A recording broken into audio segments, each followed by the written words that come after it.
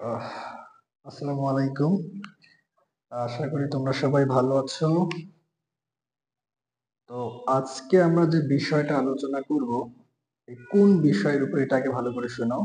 নবম দশম শ্রেণী যারা আছো এবং যারা এসএসসি 25 আছো, তাদের উচ্চতর গণিত যে সাবজেক্ট আছে, এই সাবজেক্টের মহা গুরুত্বপূর্ণ একটা অধ্যায় হচ্ছে স্থানাঙ্ক জ্যামিতি। তো প্রত্যেক বছর স্থানাঙ্ক জ্যামিতি থেকে 100% প্রশ্ন হয়, এবারও হবে। এখান থেকে একটা 10 মার্কের প্রশ্ন, অর্থাৎ একটা সৃজনশীল তো হবেই, প্লাস 2-3টা এমসিকিউ থাকে।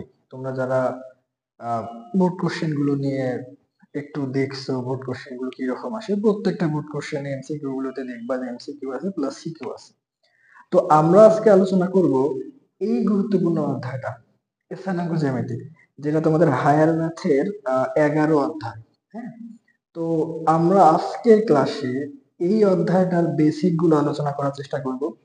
তো যারা নবম আছো তাদের জন্য কাজে লাগবে, দশম কাজে লাগবে। সবচেয়ে গুরুত্বপূর্ণ বিষয় হবে এসএসসি 25 দের জন্য, যারা এতদিন পড়াশোনা করো নাই, একটু ফাঁকিবাজি করছো। আজকের ক্লাসে তোমরা যে জায়গাগুলো থেকে প্রশ্ন হয়, এই জায়গার বেসিক গুলো ক্লিয়ার করে নিতে পারবা।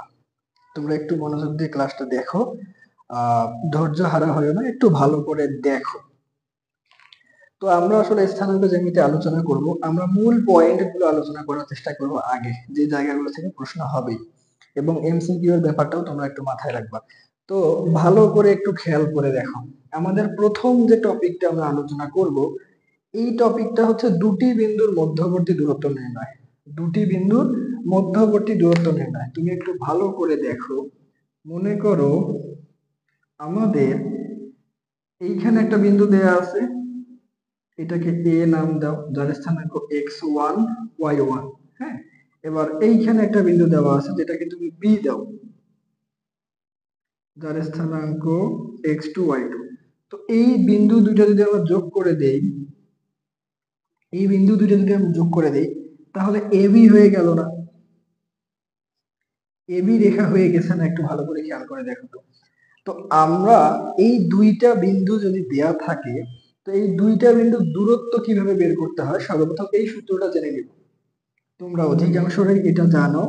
তো এইটা আসলে আসার সম্ভাবনা কতটুকু দেখো, এটা দিয়ে প্রশ্ন ডাইরেক্ট আসুক বা না আসুক এটা ইম্পর্টেন্ট না। তবে একটা বড় প্রশ্ন সলভ করতে গিয়ে তোমাকে এই কনসেপ্টটা লাগবে। একটা বড় প্রশ্ন সলভ করতে গিয়ে তোমাকে এই কনসেপ্টটা লাগবে। আর আসতেও পারে 2 মার্কের জন্য একটা প্রশ্ন। তো ভালো করে একটু দেখে নাও। আর এগুলো x1 y1 জাস্ট আমরা ফরম্যাট দাঁড় করানোর জন্য ধরছি, এগুলো এরকম থাকবে না, এগুলো ডাইরেক্ট মান দিয়ে দেওয়া থাকবে। তো দেখো, এবি তুমি যে কোনো সূত্রে অ্যাপ্লাই করতে পারবে। এই যে এটা অ্যাপ্লাই করতে পারবা, x2 minus x1 whole square plus y2 minus y1 whole square। ঠিক আছে, তুমি x2 যদি আগে অ্যাপ্লাই করো, তাহলে এখানে y2 অ্যাপ্লাই করতে হবে আগে। এটা ছাড়া তুমি x1 minus x2 এখানে square plus y1 minus y2 এটাও ব্যবহার করতে পারবা। তাহলে দুটি বিন্দুর মধ্যবর্তী দূরত্ব নির্ণয়ের সূত্র হচ্ছে কি, root over x2 minus x1 whole square plus y2 minus y1। দেখো, এই সূত্রগুলোর প্রমাণ আছে, এই সূত্রগুলোর প্রমাণ আছে, কিন্তু এখন এখন আমরা আসলে প্রমাণ করার মুহূর্তে নাই। আমরা বিশেষ করে ভিডিওগুলো তৈরি করতেছি 25 ব্যাচের জন্য। তো তাদের আসলে প্রমাণের সুযোগ এখন নাই। তোমরা যে জায়গাগুলো থেকে প্রশ্ন হবে আমরা যেন অ্যান্সার করতে পারি, এই কনসেপ্টটাকে ক্লিয়ার করে নাও। তাহলে দুটি বিন্দুর মধ্যবর্তী দূরত্ব নির্ণয়ের সূত্র হচ্ছে, যে কোনো একটা তুমি ব্যবহার করতে পারবা, root over x2 minus x1। তো যদি আমরা একটু এক্সাম্পল নিই, মনে করো একটা এ বিন্দু দেওয়া আছে 2,3, ঠিক আছে, আর একটা বি বিন্দু দেওয়া আছে মনে করো 3,3। তো এই দুইটা বিন্দু যদি আমাদেরকে একটু অন্য মান দাও, এখানে মনে করো 4,5 দেওয়া আছে। তো এখন এই দুইটা বিন্দুর দূরত্ব যদি আমাদেরকে বের করতে হয়, এবি এর দূরত্ব, এবি এর দূরত্ব আমরা কি লিখবো? আমি তোমাদের বোঝার সুবিধার্থে সূত্রটা লিখতেছি আবারও তার উপর। তাহলে তুমি এখানে একটু কনফিউশন থাকে, তোমরা ক্লিয়ার করে নাও। তুমি তাহলে এই 4টাকেও x1 ব্যবহার করতে পারো, তাহলে এই 5টাকে y1 ব্যবহার করতে হবে। হ্যাঁ, এই ছোটখাটো ভুলগুলো করবা না।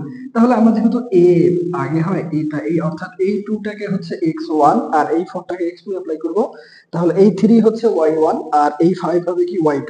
তাহলে দেখো তো 4 - 2 তার উপরে স্কয়ার, এরপর হচ্ছে 5 - 3 তার উপর স্কয়ার। তাহলে একটু ক্যালকুলেশন করে নাও, এটা থাকতেছে 2 এর উপর স্কয়ার আর এখানেও থাকতেছে কি বলতো 2 এর উপর স্কয়ার। আচ্ছা, এখন দেখো এইটা 4 + 4 অর্থাৎ √8 এত একক, মিটার হলে মিটার, সেন্টিমিটার হলে সেন্টিমিটার। তাহলে এই বিন্দু দুইটার দূরত্ব হচ্ছে √8, √8 একক, মিটার হলে মিটার, সেন্টিমিটার হলে সেন্টিমিটার। তো তোমরা এই কনসেপ্টটা আশা করি বুঝতে পারছো যে দুইটা বিন্দু দেওয়া থাকলে আমরা কিভাবে তাদের দূরত্বটা বের করতে পারবো। এখন এগুলো মাইনাসও হতে পারে, কোনো সমস্যা নাই। এখন এখানে বিন্দুটা তৃতীয় চতুর্ভাগে অ্যাপ্লাই করছি, এখানে আবার মাইনাস দেই নাই, তার কারণ তৃতীয় চতুর্ভাগে ভুজ এবং কোটি দুইটাই মাইনাস হয়। আমরা আসলে ওই বিষয়ে এখন নাই, যে কোনোখানে হোক। এগুলো যদি মাইনাসও হয় তুমি দেখো, এগুলো যদি এই সবগুলোর উপর কিন্তু স্কোয়ার আছে, সর্বশেষ কিন্তু স্কোয়ার থাকবে, তো স্কোয়ার থাকলে মাইনাস ভ্যালু এমনিতে প্লাস হয়ে যায়। তো আমাদের এই বিষয়টা ক্লিয়ার হয়ে গেছে। এখন তোমরা দেখো, এটা আশা করি বুঝতে পারছো। তো আমাদের এইটার হেল্প নিতে হবে কোথায়, এই জায়গাটা একটু ভালো করে দেখো। এখন মনে করো তোমাকে একটা চতুর্ভুজের প্রকৃতি নির্ণয় করতে বলবে, একটা চতুর্ভুজের প্রকৃতি, চতুর্ভুজ অথবা ত্রিভুজেরও হতে পারে। চতুর্ভুজের প্রকৃতি অর্থাৎ চতুর্ভুজটা কি সামান্তরিক, না আয়তক্ষেত্র, না বর্গক্ষেত্র, না রম্বস, এই কনসেপ্ট গুলো তোমার কাছ থেকে চাইতে পারে ওরা, যে আসলে চতুর্ভুজটার প্রকৃতিটা কি রকম। তো এই চতুর্ভুজের প্রকৃতি নির্ণয় করার জন্য আমাদেরকে এই দুটি বিন্দুর মধ্যবর্তী দূরত্ব নির্ণয় কনসেপ্ট অ্যাপ্লাই করতে হবে। কি রকম, তোমরা এখন একটু ভালো করে দেখো। এবার আমরা আসতেছি যে জায়গা থেকে প্রশ্ন হবে। মনে করো এইরকম একটা চতুর্ভুজ, ওরা স্থানাঙ্ক দিয়ে দিবে। ধরো এ এখানে দিল, ঠিক আছে, বিটা ধরে নাও এটা, সি ধরো এখানে, আর ডি আছে মনে করো এখানে কোথাও। তো আমরা যদি স্থানাঙ্ক গুলোকে যোগ করে দেই তাহলে এরকম একটা চতুর্ভুজ পাবো, আপাতত ধরে নাও। তাহলে এই যে বি দেয়া আছে, এ দেওয়া আছে, ডি দেওয়া আছে, সি দেয়া আছে, এগুলো প্রত্যেকটা স্থানাঙ্ক দেয়া আছে, এর কারণেই কিন্তু আমরা কি এটাকে গ্রাফে বসাইতে পারছি, তাই না? ভালো করে আগে দেখো, এই যে চারটা স্থানাঙ্ক দেয়া আছে বিধায় আমরা কি এটাকে গ্রাফে স্থানান্তর করতে পারছি। এখন কথা হচ্ছে যেহেতু এ বি দেয়া, অথবা ধরো এডি দেওয়া আছে, সিডি দেওয়া আছে, বিসি দেয়া আছে, এবি দেয়া আছে, তাহলে আমরা এই যে সূত্রের মাধ্যমে, দেখো তো তুমি এবি এর দূরত্ব বের করতে পারবে না, এরপর বিসি এর দূরত্ব বের করতে পারবো না, এরপর সিডি এর দূরত্ব বের করতে পারবো, এডি এর দূরত্ব বের করতে পারবো। তার মানে আমরা এই সূত্র ব্যবহার করে, এই দুইটার যে কোনো একটা সূত্র ব্যবহার করে ওই চতুর্ভুজটার চারটা বাহুই বের করতে পারবো। চারটা বাহুর যে দূরত্বটা আছে, অর্থাৎ বাহুগুলোর যে দৈর্ঘ্য আছে, এটা বের করতে পারবো। তো বাহুগুলোর দৈর্ঘ্য থেকেই কিন্তু আমরা চতুর্ভুজটার প্রকৃতি বের করতে পারবো। বাহুগুলোর যে মাপ বা বাহুগুলোর যে দৈর্ঘ্য, এটা থেকেই আমরা কি চতুর্ভুজের প্রকৃতি নির্ণয় করতে পারবো।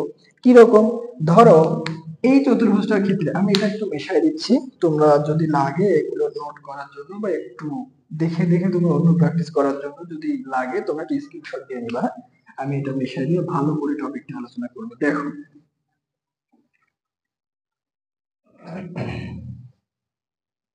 আচ্ছা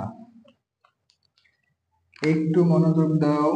এইখানে ধরো চতুর্ভুজটা এরকম আসছে, যদিও এত সুন্দর চতুর্ভুজ আসবে না ওদের দেয়া স্থানাঙ্ক অনুযায়ী, এরপরেও ধরে নাও এ বি সি, এইটা ধরো ডি।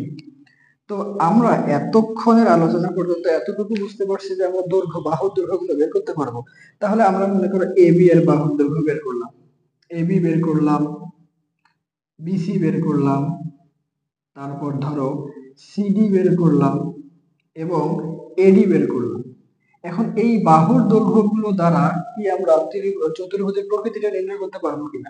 অবশ্যই পারবো। দেখো সিচুয়েশন গুলো কিরকম হবে, অধিকাংশ সময় বিপরীত বাহুগুলো পরস্পর সমান হবে। দেখো তো এবি এর বিপরীত বাহু কি সিডি না, এই মান দুইটা সমান হবে, এই মান দুইটা কি হবে, সমান হবে। এবং এটা কি বলতো বিসি, এবং এই যে বিসি যে বাহুটা আছে এইটা সমান হবে হচ্ছে এডি, এটা সমান কি হবে এডি। তোমরা অঙ্কগুলো কিন্তু করে দেখবা একটু, হ্যাঁ। এখন দেখো তো আমরা এমন একটা চতুর্ভুজ পাইছি যার বিপরীত বাহুগুলো পরস্পর কি সমান পাইছি, তো এবার তুমি একটু খেয়াল করে দেখো, আমরা কিন্তু ধীরে ধীরে প্রকৃতিতে আসতেছি। কোন কোন চতুর্ভুজের বিপরীত বাহুগুলো সমান হয়? হয় এটা কি হবে, সামান্তরিক হবে, অথবা বর্গ কি বলে এটাকে, আয়তক্ষেত্র হবে। হয় সামান্তরিক হবে অথবা আয়তক্ষেত্র হবে। তার কারণ আমরা জানি সামান্তরিক অথবা বর্গ কি বলে এটাকে, আয়তক্ষেত্র, এই দুইটার বিপরীত বাহুগুলো পরস্পর সমান হয়। এখন তাহলে আমাদের আরেকটা করতে হবে কি, তোমরা আরেকটা বেসিক জানো বা জেনে রাখো, সামান্তরিকের কর্ণগুলো একটু ছোট বড় হয়। একটা কর্ণ বড় হয়, একটা ছোট হয়। আর আয়তক্ষেত্রের কর্ণ দুইটা সমান হয়। তো আমরা এখন দেখো তো এসি কর্ণটা বের করতে পারবো না। কিভাবে বের করব? আবারও সেই একই সিস্টেম, এখানে একটা বিন্দু দেওয়া আছে, এই একটা বিন্দু দেওয়া আছে। সূত্র কি? দুটি বিন্দুর মধ্যবর্তী দূরত্ব, তার মানে একটা কর্ণ পাচ্ছি। আবার তুমি বিডি বের করতে পারবা না। দেখো তো বিডি বের করতে পারবা কিনা, কিসের মাধ্যমে? আবারও দুটি বিন্দুর মধ্যবর্তী দূরত্ব নির্ণয়ের সূত্র। কেন? এই যে দুইটা বিন্দু দেওয়া আছে, তা আমাদের দূরত্বটা লাগবে। এখন যদি তোমার কর্ণ দুইটা সমান হয়, এখন যদি মনে করো একটা কর্ণ হচ্ছে এসি আর একটা কর্ণ কি বলতো, বিডি। দেখো বাহুগুলো যখন বের করছি, ধরে নাও বিপরীত বাহুগুলো পরস্পর কি সমান হয়ে গেছে। তো বিপরীত বাহুগুলো যখন সমান হয়ে গেছে, তখনও কিন্তু আমরা স্পেসিফিক কোন চতুর্ভুজটা হবে এটা জানি না। দুইটা হতে পারে, হয় আয়তক্ষেত্র অথবা সামান্তরিক। ঠিক আছে, এরপর ওই দুটোর মধ্যে কোনটা হবে এটা কিভাবে বের করব? কর্ণগুলোর দূরত্ব বের করব।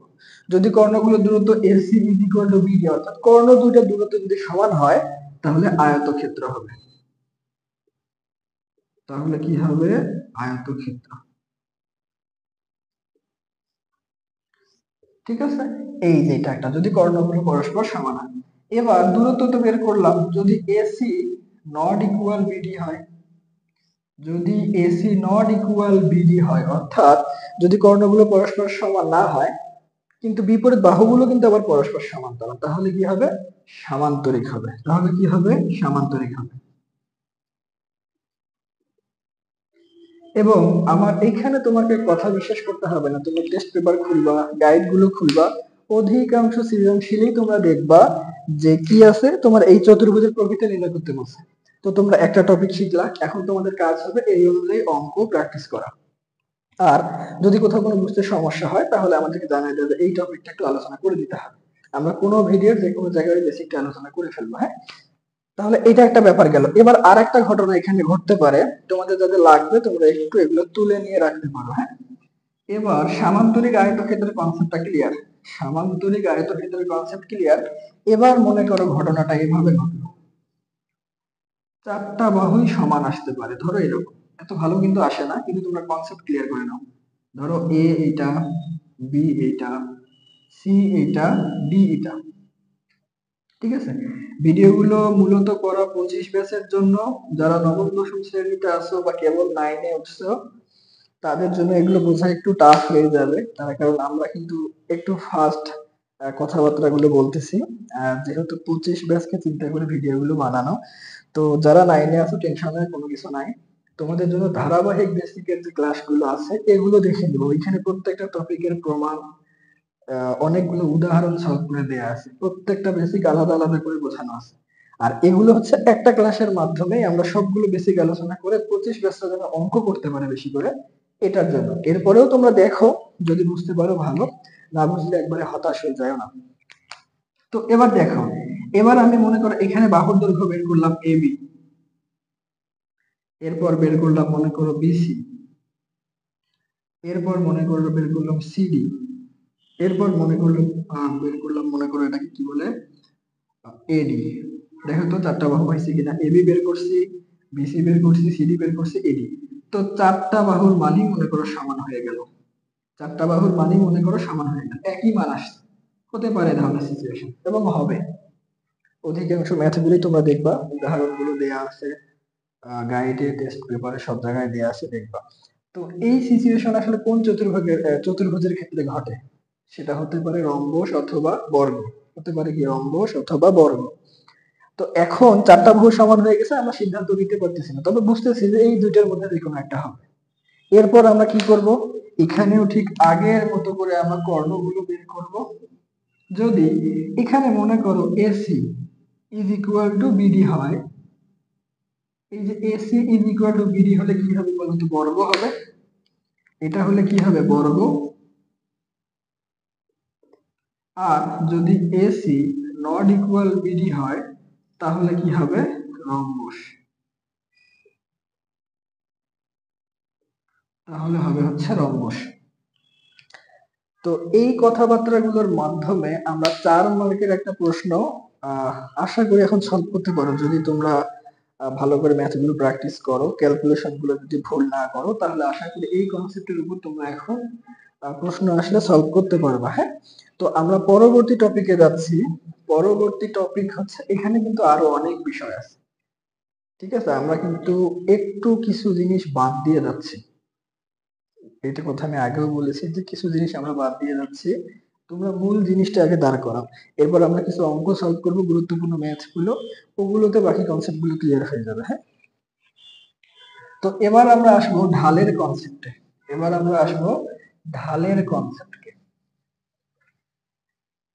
তো ঢালের কনসেপ্টের জন্য আমাদের সর্বপ্রথম ঢালের সংজ্ঞাটা জানতে হবে কি।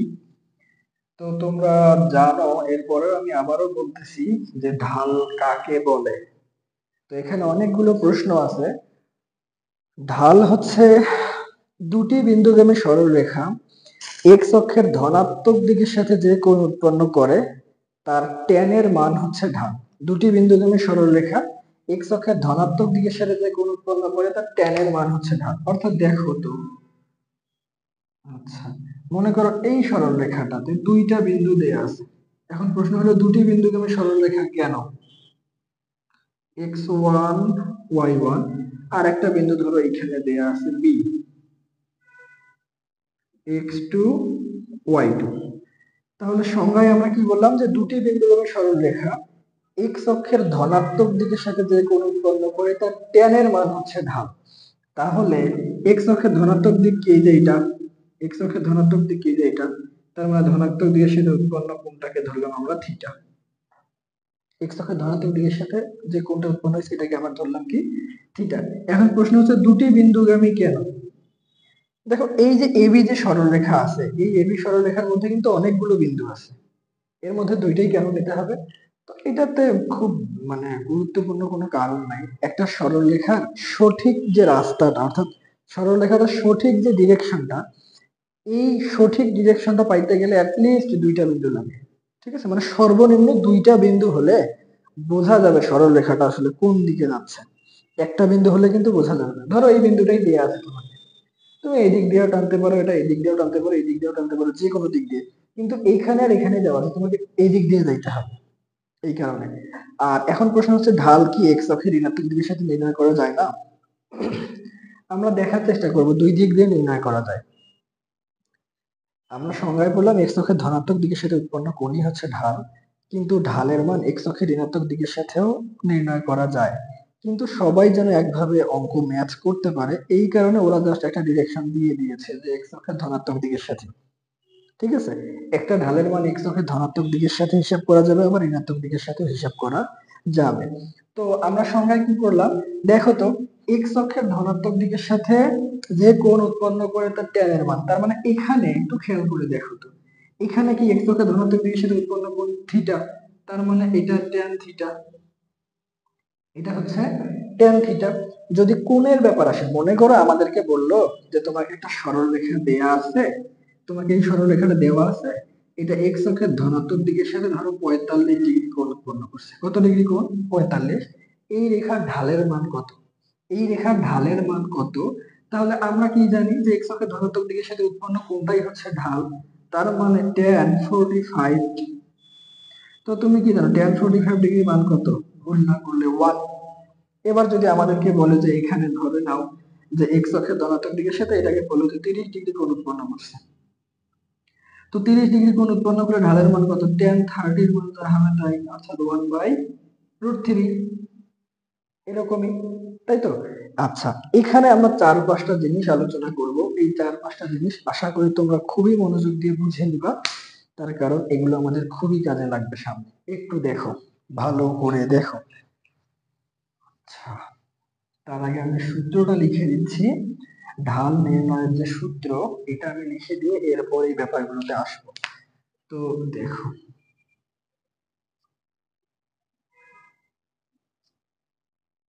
m is equal to tan theta.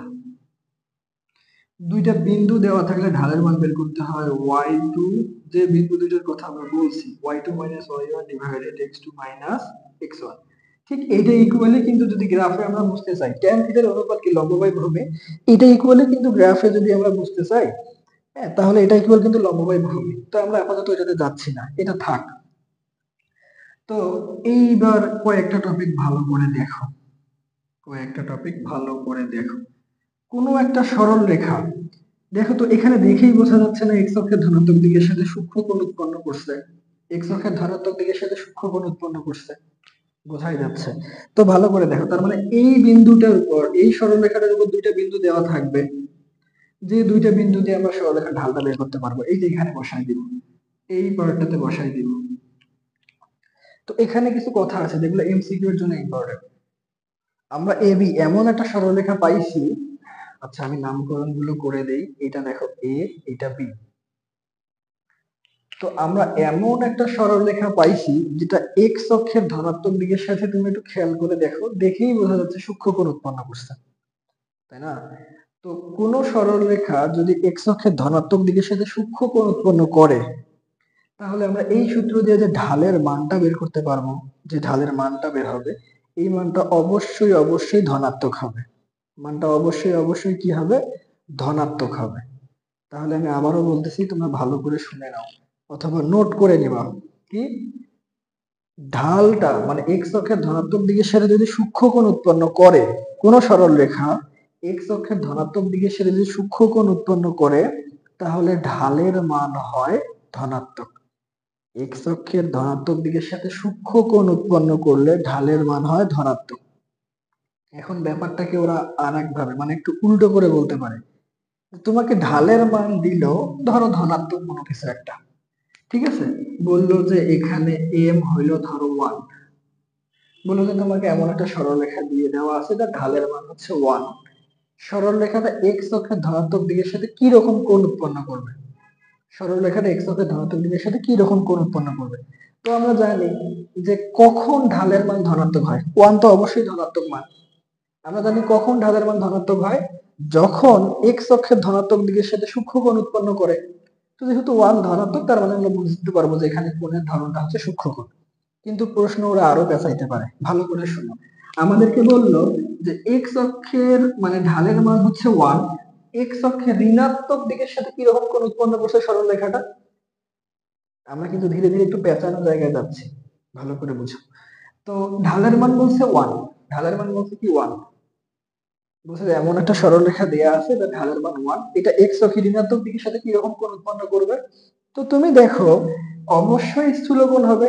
কেন? একটু দেখো তো, আমরা জানি কোনো একটা সরলরেখার ঢালের মান যদি ধনাত্মক হয়, ধনাত্মক হলে এক্স অক্ষের ধনাত্মক দিকের সাথে কি সূক্ষ্ম কোণ উৎপন্ন করে? কি কোণ? সূক্ষ্ম কোণ। তো আমাদের এখানে ঢালের মান কি ধনাত্মক, তার মানে এটা এক্স অক্ষের ধনাত্মক দিকের সাথে কি অবশ্যই সূক্ষ্ম কোণ উৎপন্ন করবে। কিন্তু আমাদের প্রশ্নটা কি ছিল? আমাদের প্রশ্নটা বলছে যে এক্স অক্ষের ঋণাত্মক দিকের সাথে কি রকম কোণ উৎপন্ন করবে। তাহলে এইটা যদি সূক্ষ্ম কোণ হয়, তাহলে এক্স অক্ষের ঋণাত্মক দিকের সাথে এটা অবশ্যই কি স্থূল কোণ। এটা অবশ্যই কি কোণ? স্থূল কোণ। ভালো করে একটু দেখে নাও, এটা অবশ্যই হবে কি কোণ? স্থূল কোণ। তাহলে ব্যাপারটা বোঝা গেল। দেখো আমরা কোন জায়গায় একটু কিন্তু ডিপে চলে আসছি, একটু দেখো তো। আমরা জানি কোন সরলরেখা এক্স অক্ষের ধনাত্মক দিকের সাথে সূক্ষ্ম কোণ যদি উৎপন্ন করে, তাহলে ঢালের মান ধনাত্মক হয়। তো আমাদের বলেই দিছে ঢালের মান ধনাত্মক, তাহলে এক্স অক্ষের ধনাত্মক দিকের সাথে কি সূক্ষ্ম কোণ উৎপন্ন করে। তো প্রশ্নটা এরকম ছিল যে কোনো একটা সরলরেখা এক্স, কোনো একটা সরলরেখা ঢাল দেওয়া আছে 1, অর্থাৎ ধনাত্মক একটা মান দেওয়া আছে, এটা এক্স অক্ষের ঋণাত্মক দিকের সাথে কি রকম কোণ উৎপন্ন করবে? অ্যান্সারটা হবে কি? স্থূল কোণ। অ্যান্সারটা হবে কি? স্থূল কোণ। এবার এটার উল্টা টপিকটাতে আসো, এবার এটার উল্টা টপিকটাতে আসো। মনে করো আমাদেরকে এরকম একটা সরলরেখা দেয়া আছে, হতেই পারে এটারও মনে করো দুইটা বিন্দু দেওয়া থাকলো, তোমাকে এ একটা স্থানাঙ্ক দেওয়া আছে, এখানে বি একটা স্থানাঙ্ক দেওয়া আছে, এ একটা স্থানাঙ্ক দেওয়া আছে, বি একটা স্থানাঙ্ক দেওয়া আছে। তো আমরা এখানে যদি ঢাল বের করতে চাই, অবশ্যই ঢাল বের করা যাবে এই যে এই সূত্রের মাধ্যমে, ঠিক আছে। আমরা এটাও দেখবো। তাহলে এ স্থানাঙ্ক দেওয়া আছে, বি এর স্থানাঙ্ক দেওয়া আছে, আমরা ঢালের মান বের করতে পারবো। তো এখানে আমরা একটু খেয়াল করে দেখো, তো এখানে দেখতেছি এক্স অক্ষের ধনাত্মক দিকের সাথে, দেখেই বোঝা যাচ্ছে এটা কি কোণ, স্থূলকোণ। দেখেই বোঝা যাচ্ছে কি কোণ, স্থূলকোণ। তাহলে এখানের বেসিকটা হচ্ছে কোনো একটা সরল রেখা এক্স অক্ষের ধনাত্মক দিকের সাথে স্থূলকোণ উৎপন্ন করলে ঢালের মানটা ঋণাত্মক আসবে। ঢালের মান কি হবে, ঋণাত্মক হবে। তো আমরা এইখানে ক্যালকুলেশনের বিন্দুগুলো এখানে বসাই দিলে মানটা ঋণাত্মক আসবে। তো এখান থেকে কি প্রশ্ন করতে পারে, এখান থেকে কি প্রশ্ন করতে পারে, ধরো আমাদেরকে এবার এইভাবে আসে, এবার প্রশ্নটা এইভাবে আসে, মনে করো ঢালের মান দিল -1, ঢালের মান কি দিল, -1। তো বললো যে ঢালের মান হচ্ছে -1, সরল রেখাটা এক্স অক্ষের ধনাত্মক দিকের সাথে কিরূপ কোণ উৎপন্ন করবে। ঢালের মান হচ্ছে -1। তো আমরা জানি যে ঢালের মান কখন মাইনাস বা ঋণাত্মক হয়, যখন এক্স অক্ষের ধনাত্মক দিকের সাথে স্থূলকোণ উৎপন্ন করে। তাহলে আমরা বলে দিতে পারবো যে এক্স অক্ষের ধনাত্মক দিকের সাথে এখন কি কোণ করবে, স্থূলকোণ। এবার আরো একটু বা ভিতরে যাও, আগের টপিকটার মতো কিরকম, যদি বলে, যদি প্রশ্ন এটাই যে ঢালের মান -1, এক্স অক্ষের ঋণাত্মক দিকের সাথে কি কোণ উৎপন্ন করছে, তাহলে আমরা জানি ঢালের মান যদি মাইনাস হয় তাহলে এক্স অক্ষের ধনাত্মক দিকের সাথে স্থূলকোণ তৈরি করে, আর এক্স অক্ষের ধনাত্মক দিকের সাথে স্থূলকোণ যদি তৈরি করে তাহলে এক্স অক্ষের ঋণাত্মক দিকের সাথে সূক্ষ্ম কোণ তৈরি করবে, ঠিক আছে। এই যে কয়েকটা টপিক, এইটা টপিকের উপর তোমাদের আশা করা যায় একটা এমসিকিউ থাকবে, আশা করা যায় একটা এমসিকিউ থাকবে। তো আমি টপিকটা আর একবার বলে দিচ্ছি, পুরোটাই আমি বলছি, তোমরা একটু মাথায় সেট করে নাও।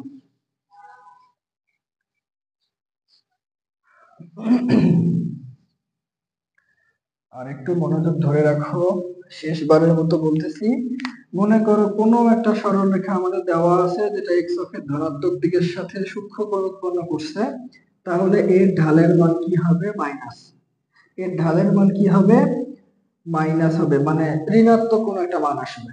তো এটার উপরই পেঁচাইতে পারে, ঠিক আছে। কি পেঁচাবে, যে ঢালের মান দেওয়া আছে ধরো 1/√3, তাহলে এটা অবশ্যই ধনাত্মক একটা মান।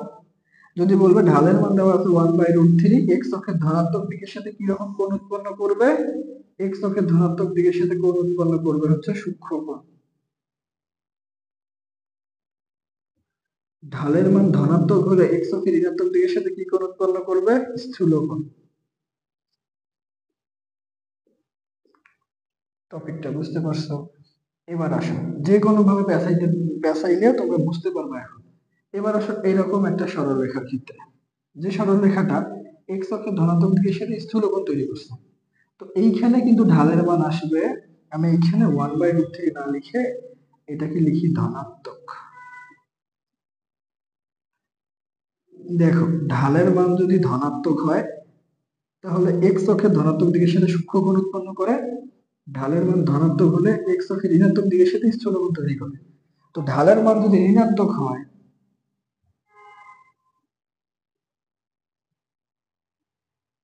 ঢালের মান যদি ঋণাত্মক হয় তাহলে এক্স অক্ষের ধনাত্মক দিকের সাথে স্থূল কোণ তৈরি করে সরল রেখাটা, ঠিক আছে।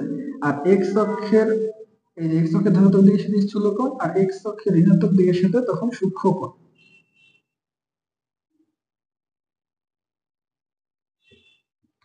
এই যে এই 4টা 5টা কথাবার্তা দিয়ে তোমরা একটা এমসিকিউ কমন পাবা আশা করা যায়।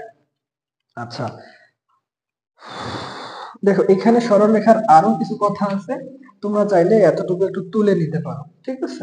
অথবা কথাগুলো শুনে ভিডিওটা পজ করে তোমরা একটু নোট করে নিবা এগুলো, হ্যাঁ। আচ্ছা, এবার আমরা পরবর্তীতে যে টপিকটা আসবো সমরেখ। তার কারণ তোমাদের এই 11 অধ্যায়ের একটা অনুশীলনী আছে 11.3। তো 11.3-এর যে 6টা 7টা অঙ্ক দেওয়া আছে, এই 7টা ম্যাথের মধ্যে তোমরা দেখবা যে 6টাতেই সমরেখার কনসেপ্টটা নিয়ে আসা আছে, হ্যাঁ। তো সমরেখ নিয়ে আলোচনা করছি এখানে। তো সমরেখ ব্যাপারটা আসলে কি, সমরেখ মানে হচ্ছে একই রেখার অংশ, একই রেখার উপরে, ঠিক আছে? তো এই বিষয়টা আমাদেরকে প্রমাণ করতে বলবে, বা এটা দিয়ে যে কোনো বিষয় পেঁচাবে। তোমরা একটু ভালো করে দেখো যে এটা কিভাবে করবো। টপিকটাতে আমরা বেশি সময় দিব না, আহ, তার কারণ খুব সহজেই বুঝে ফেলবা তোমরা এটাতে কি বলছে।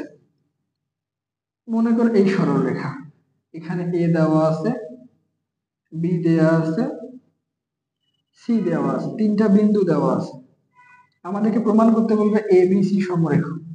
আমাদেরকে প্রমাণ করতে বলবে এবিসি কি সমরেখ।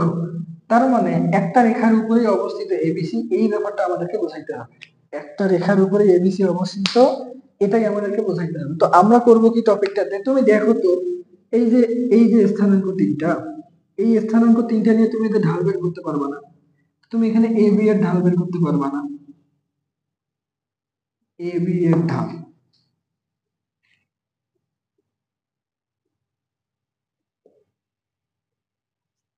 এ বি এর ঢাল বের করতে পারবো, তুমি এখানে বিসি এর ঢাল বের করতে পারবা না।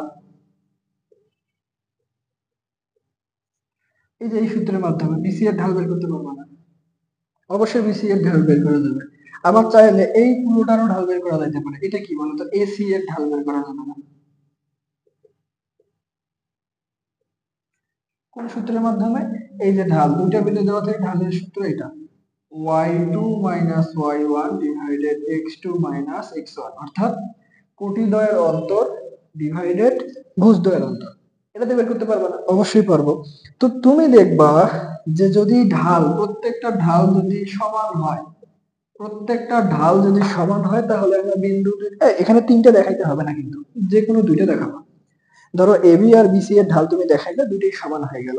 তাহলে আমরা অনায়াসে বলে দিতে পারবো সরল রেখার সরল রেখার উপরে তিনটা বিন্দুই কি হবে, সমরেখ হবে। কেন সমরেখ হবে? ঢালটা আসলে মূলত ডিপেন্ড করে কার উপরে, এক্স অক্ষের ধনাত্মক দিকে সে যদি কোনটা উৎপন্ন করে। তো তুমি একটু দেখো এই রেখাটুকু, এই যে এই রেখাটুকুকে যদি আমরা বর্ধিত করি, এটাও এক্স অক্ষের ধনাত্মক দিকের সাথে যে ধরো থিটা কোণ উৎপন্ন করলো, এই যে রেখাটুকু আছে এটাও ওই একই কোণ উৎপন্ন করবে। আবার এটাও যদি চিন্তা করো, এটা কিন্তু একই কোণ উৎপন্ন করছে। তাহলে তিনটা রেখাতেই কোনোটাতেই যেহেতু এক্স অক্ষের ধনাত্মক দিকের সাথে উৎপন্ন কোণের কোনো তারতম্য ঘটে না।